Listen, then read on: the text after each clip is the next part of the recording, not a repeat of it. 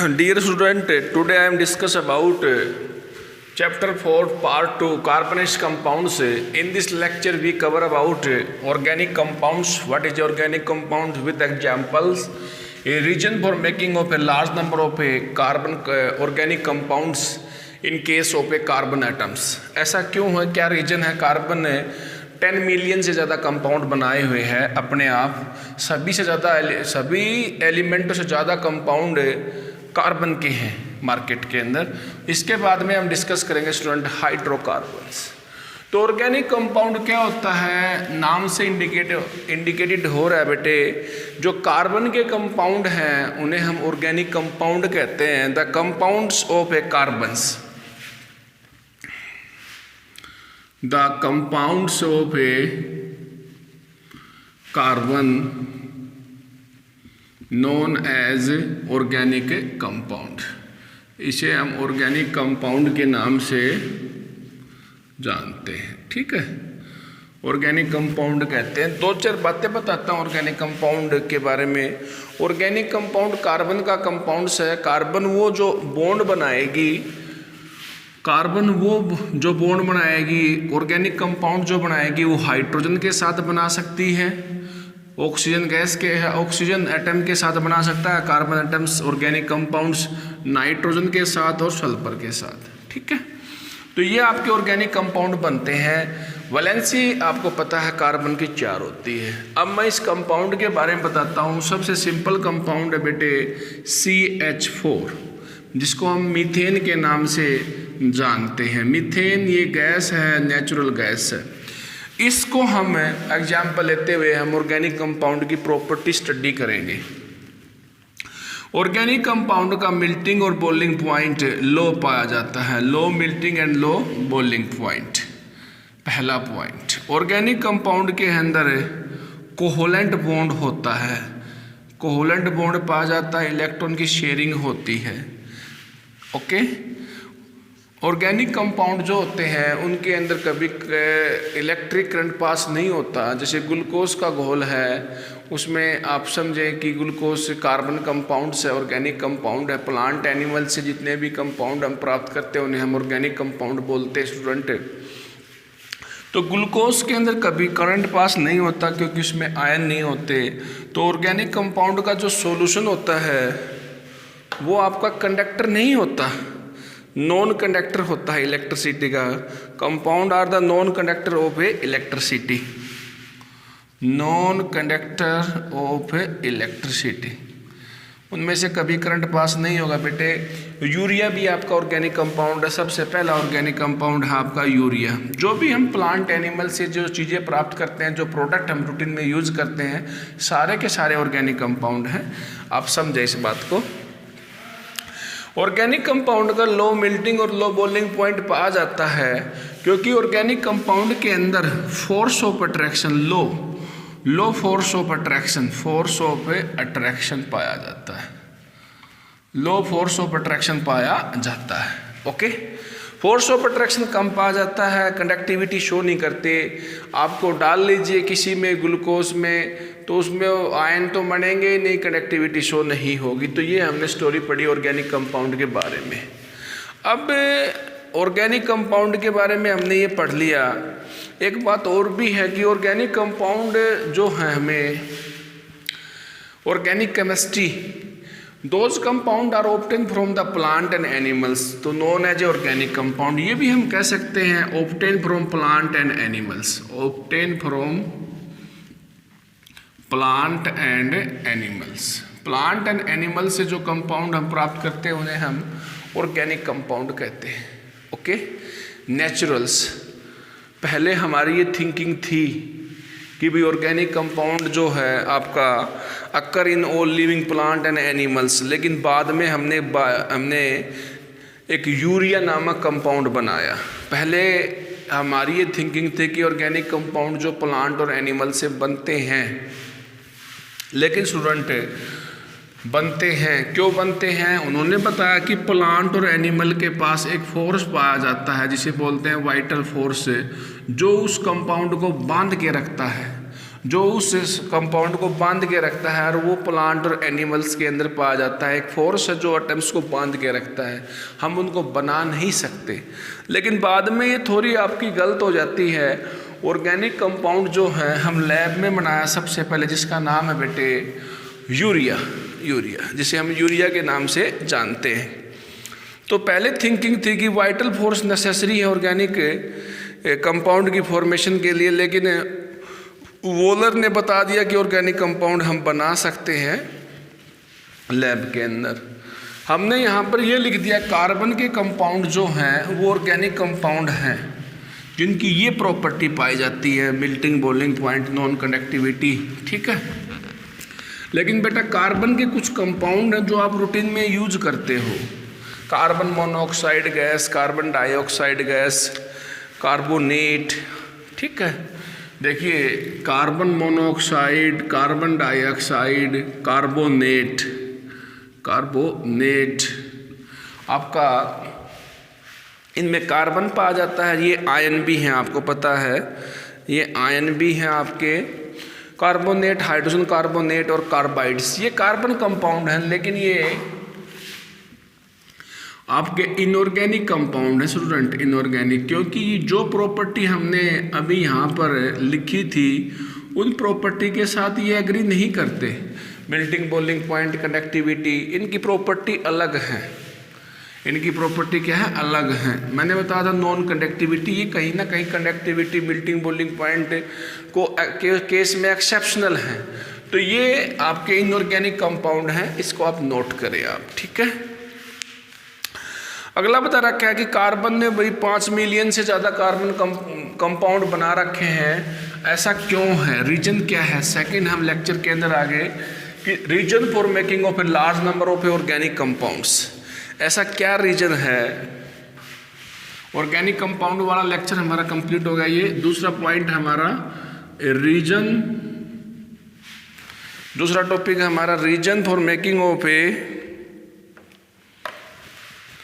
Reason for making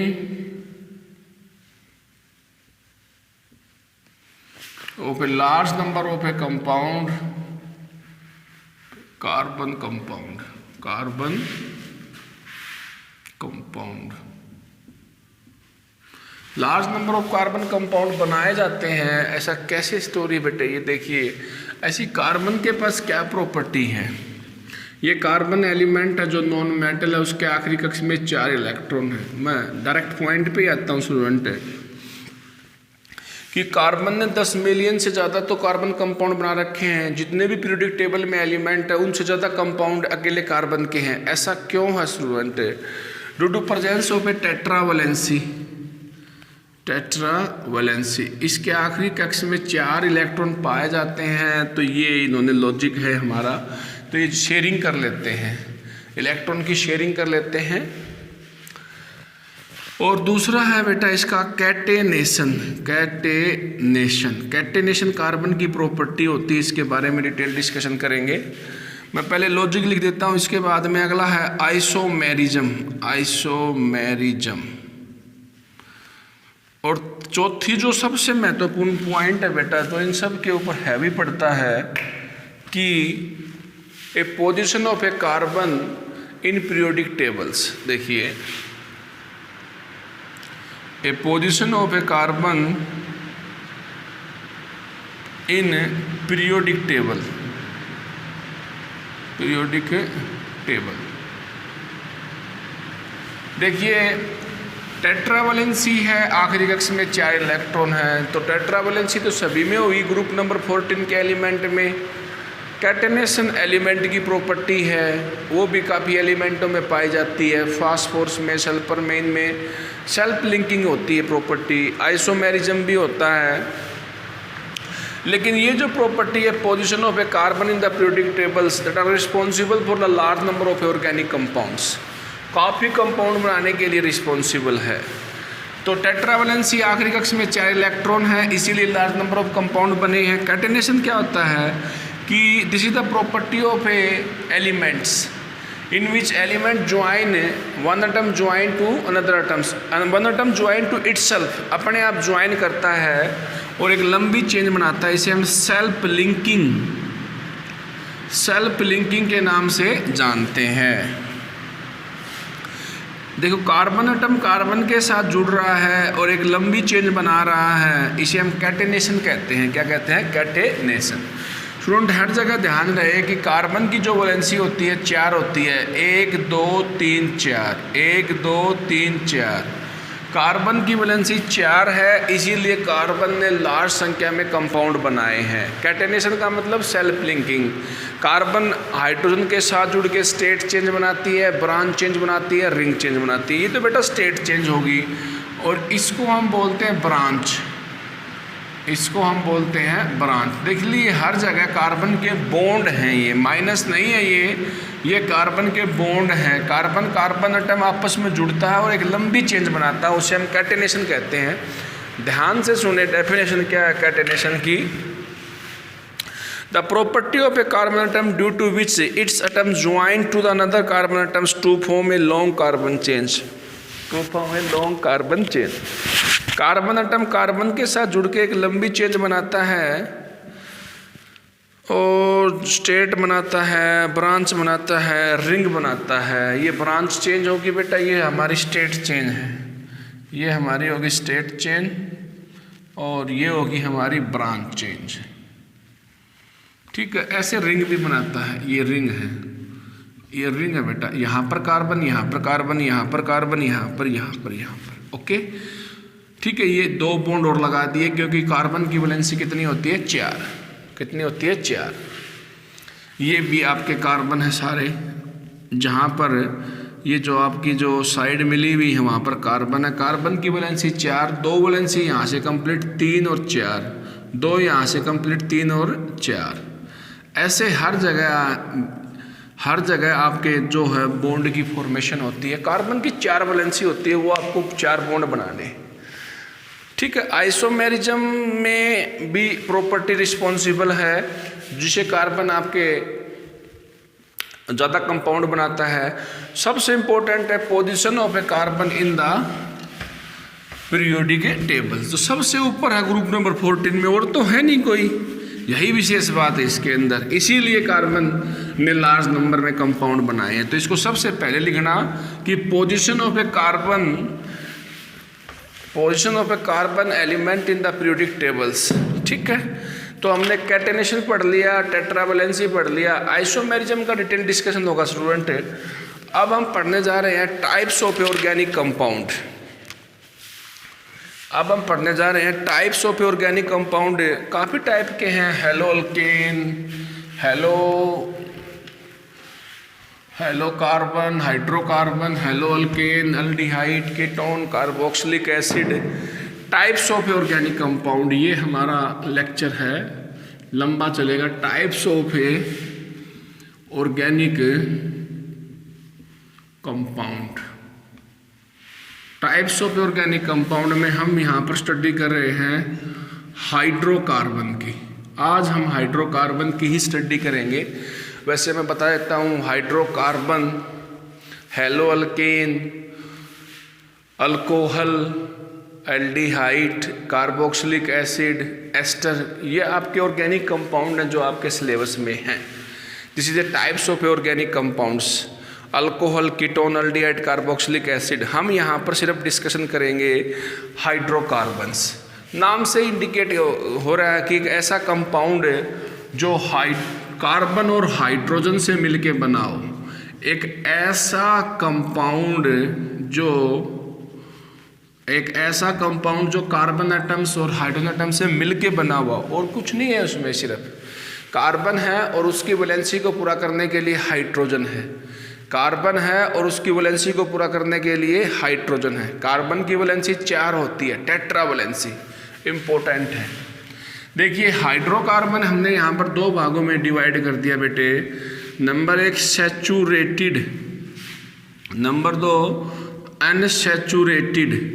तो saturated और unsaturated हमारे 2 हाइड्रोकार्बन हैं, सैचुरेटेड और अनसैचुरेटेड। सैचुरेटेड हाइड्रोकार्बन्स और आपका अनसैचुरेटेड हाइड्रोकार्बन्स। सैचुरेटेड हाइड्रोकार्बन्स और अनसैचुरेटेड हाइड्रोकार्बन्स। ठीक है, देखिए बहुत ही सिंपल है। सैचुरेटेड हाइड्रोकार्बन में कार्बन एटम्स जो होता है वो एक सिंगल बॉन्ड के साथ जुड़ा हुआ होता है। सैचुरेटेड हाइड्रोजन के अंदर जो कार्बन एटम है वो सिंगल बॉन्ड के साथ, सारे सिंगल बॉन्ड के साथ हैं। इस सिंगल बॉन्ड की वैलेंसी को कौन पूरा करेगा हाइड्रोकार्बन में? हाइड्रोजन्स। देखिए 4 वैलेंसी है, चारों को हाइड्रोजन ने पूरा कर दिया, तो ये बराबर हो गया CH4, जिसे हम मीथेन के नाम से जानते हैं। ये तो एक कार्बन का आपका ऑर्गेनिक कंपाउंड था। ध्यान से सुने बेटा, सैचुरेटेड हाइड्रोकार्बन्स, अनसैचुरेटेड हाइड्रोकार्बन जिसमें कार्बन एटम जो है सिंगल बॉन्ड के साथ पाया जाता है, जुड़ा रहता है, उसे बोलते हैं आपका सैचुरेटेड। अनसैचुरेटेड हाइड्रोकार्बन 2 प्रकार का हो जाता है, एक एल्कीन और दूसरा हो जाता है अल्काइन। ठीक है, अनसैचुरेटेड हाइड्रोकार्बन में डबल और ट्रिपल बॉन्ड पाया जाता है। यदि कार्बन कार्बन के बीच में डबल बॉन्ड है तो वो तो बन गया बेटा अल्कीन, और कार्बन कार्बन के बीच में ट्रिपल बॉन्ड है तो वो बन जाता है अल्काइन। ध्यान से समझे, यदि कार्बन और हाइड्रोजन या कार्बन कार्बन के बीच में सिंगल बॉन्ड है तो वो तो बनता है आपका सैचुरेटेड हाइड्रोकार्बन, जिसका दूसरा नाम बेटा है अल्केन। क्या नाम है? अल्केन। यहाँ पर अल्केन, ये अल्कीन, ये अल्काइन। अल्केन में सिंगल बॉन्ड है, अल्कीन में डबल बॉन्ड है। वैलेंसी पूरी नहीं है स्टूडेंट यहाँ पर। अभी मैंने दिखाया है कि यहाँ पर 2 आपके बॉन्ड पाए जाते हैं, 2 और लगाने पड़ेंगे बेटे, 4, 1 2 3 4, टेट्रावैलेंसी 1 2 3 4, 1 2 3 4। ऑर्गेनिक कंपाउंड के अंदर वैलेंसी को कंप्लीट करना सबसे ज़रूरी है, नहीं तो कंपाउंड आपका गलत हो जाएगा। सिंपल बातें हैं ये। तो मैंने आपको बताया कि हाइड्रोकार्बन इनमें से 2 carbons atoms are connected by the double bonds या ट्रिपल बॉन्ड्स। 2 कार्बन एटम जो है डबल बॉन्ड से घिरे हुए हैं तो उनको बोलते हैं हम यहाँ पर अनसैचुरेटेड हाइड्रोकार्बन्स, लेकिन स्पेसिफिकली बोलते हैं उनको हम अल्कीन। यदि ट्रिपल बॉन्ड है तो उसको बोलते हैं अल्काइंस। डबल बॉन्ड जो होगा वो 2 कार्बन के बीच में होगा, ट्रिपल बॉन्ड 2 कार्बन के बीच में। सिंगल बॉन्ड 1 कार्बन के साथ भी हो सकता है, 2 कार्बन के साथ भी, 3 कार्बन के साथ भी हो सकता है। ठीक है, तो अब मैं कुछ आपको बताता हूँ कि सैचुरेटेड हाइड्रोकार्बन्स के बारे में। 5 हम लेते हैं सैचुरेटेड हाइड्रोकार्बन, ध्यान से समझें आप। सबसे पहला कार्बन 1 आता है हमारा कार्बन एटम। यदि किसी ऑर्गेनिक कंपाउंड में 1 पाया जाता है तो देखिए क्या होगा। देखिए किसी ऑर्गेनिक कंपाउंड के अंदर यदि कार्बन एटम्स जो है 1 है, 1 है, तो उसको हम लिखते हैं बेटा मिथ। 2 हैं तो उसको लिखते हैं हम इथ। 3 है तो उसको लिखते हैं हम प्रोप। तो मैं यहाँ पर 2 इस प्रकार से ले लेता हूँ, यहाँ पर 3 इस प्रकार से लेता हूँ। वैलेंसी का ध्यान रखेंगे, ठीक है, वैलेंसी का ध्यान रखेंगे। प्रोप यदि 4 है तो उसको लेते हैं ब्यूट। ठीक है, तो ये हमारे यहाँ पर आयुपैक नेम ऑर्गेनिक कंपाउंड का फार्मूला हम जनरेट कर रहे हैं। यहाँ पर यदि किसी ऑर्गेनिक कंपाउंड में 1 कार्बन है तो उसको मिथ से शुरू करेंगे, 2 है तो उसको हम इथ से शुरू करेंगे, 3 है तो उसको हम प्रोप से, 4 है तो उसको ब्यूट से। उसके बाद में हम देखेंगे नंबर ऑफ बॉन्ड। यदि सिंगल बॉन्ड है, यदि सिंगल बॉन्ड है तो सिंगल बॉन्ड है तो उसके आखिरी में आएगा ANE। डबल बॉन्ड है तो उसके आखिरी के अंदर आ जाएगा ENE। ट्रिपल बॉन्ड है, ट्रिपल बॉन्ड स्टूडेंट है तो उसके आखिरी में आएगा YN, आइन। ठीक है, तो ये है ANE, ENE और YNE। समझ में आ गई सभी को? ANE, ENE, YNE। तो देखिए आपके पास ऑर्गेनिक कंपाउंड मैंने यहाँ पर 4 लिए हैं, और ANE जो होता है, जो आपका लगता है, वो लगता है बेटा अल्केन के केस में। किसके केस में? अल्केन के केस में। और ये ENE लगता है अल्कीन के केस में, और YNE लगता है बेटा आपका अल्काइन के केस में। ठीक है, तो मैं पहले 5 अल्केन बनाता हूँ। अल्केन जिसको हम बोलते हैं saturated hydrocarbons, alkane, methane, ethane, propane, butane. तो सभी के आखिरी में हमने ANE लगा दिया, ANE। तो ये सारे के सारे आपके बन गए अल्केन। क्या बन गए ये? अल्केन, जिसका फार्मूला है CnH2n+2। ये सारे अल्केन बन चुके हैं स्टूडेंट। ऐसे ही अल्कीन बनाने हैं, ऐसे ही आपको अल्काइन बनाने हैं। ध्यान से देखना फिर एक बार, अल्केन क्या है। मैंने यहां पर लिख दिया अल्केन, जिसका जर्नल फार्मूला है CnH2n+2। N की वैल्यू जो है ना वो कार्बन की संख्या को इंडिकेट करती है। मैंने कार्बन की संख्या 1 ली, देखिए यहाँ पर मैं 1 लेता हूँ तो C1, 2 गुना में N की वैल्यू है 1, तो 2 गुना में 1 तो 2 होगा, जमा 2 तो CH4। ये अल्केन है, ये सबसे पहला अल्केन है। N की वैल्यू 1 है, जिसे बोलते हैं मिथ। एक कार्बन है तो मिथ, सिंगल बॉन्ड है तो एन। दूसरा है हमारा यहाँ पर CnH2n-2। चलो एक बार CnH2n कर लेते हैं, इसके बाद में करेंगे CnH2n-2। ये अल्केन है, ये अल्कीन है, ये अल्काइन है। तो ये अल्कीन है और स्टूडेंट ये क्या है बेटा? अल्काइन। इसमें सिंगल बॉन्ड है, इसमें कार्बन कार्बन के बीच में डबल और इसके बीच में ट्रिपल। तो 2 कार्बन चाहिए हमें एटलीस्ट, तो 2 कार्बन यहाँ से बनेंगे नहीं। एक कार्बन में तो सिंगल डबल बॉन्ड आ नहीं सकता, तो हम N की वैल्यू 2 रखते हैं। N की वैल्यू 2 रखी तो C2H4। ये पहला अल्कीन है, पहला अल्कीन। कितने कार्बन है? 2 है। तो बात हमारी, एक कार्बन को मिथ बोलते हैं, 2 को बोल दिया इथ, तो इसका नाम होगा बेटा इथ। लेकिन ये डबल बॉन्ड है तो आखिरी में क्या आएगा? ENE, ethene. क्या आएगा? ईथीन। तो ऐसे यहाँ पर हम ईथीन बना सकते हैं C2H6, क्योंकि C2H6 2 रखोगे तो यहाँ पर 6 हो जाएगा। तो सभी बच्चे 5 अल्केन लिखेंगे, 5 अल्कीन लिखेंगे, 5 अल्काइन लिखेंगे। इस बात को ध्यान से समझे। मैं आपको फिर बता रहा हूँ कि alkane, methane, ethane, propane, butane. Alkyne में आपका मिथ नहीं आएगा, क्योंकि एक कार्बन के बीच में डबल बॉन्ड नहीं हो सकता। इथ से शुरू होगा, ईथीन, प्रोपीन, ब्यूटीन, पेंटीन। ऐसे ही ethyne, propyne, butyne, pentyne. YNE आ जाएगा, ANE, ENE, YNE। Alkane, alkene, alkyne. CnH2n+2, CnH2n, CnH2n-2। N indicate करता है नंबर ऑफ कार्बन। हम वैल्यू लेके चलते हैं 1 2 3 4। 1 के लिए मिथ रहेगा, 2 के लिए इथ रहेगा, 3 के लिए प्रोप रहेगा, 4 के लिए ब्यूट रहेगा। डिटेल डिस्कशन करना है बेटा इसका। Thank you very much, take care. इसको आप राइट डाउन करें प्रत्येक लेक्चर को। Okay, thank you.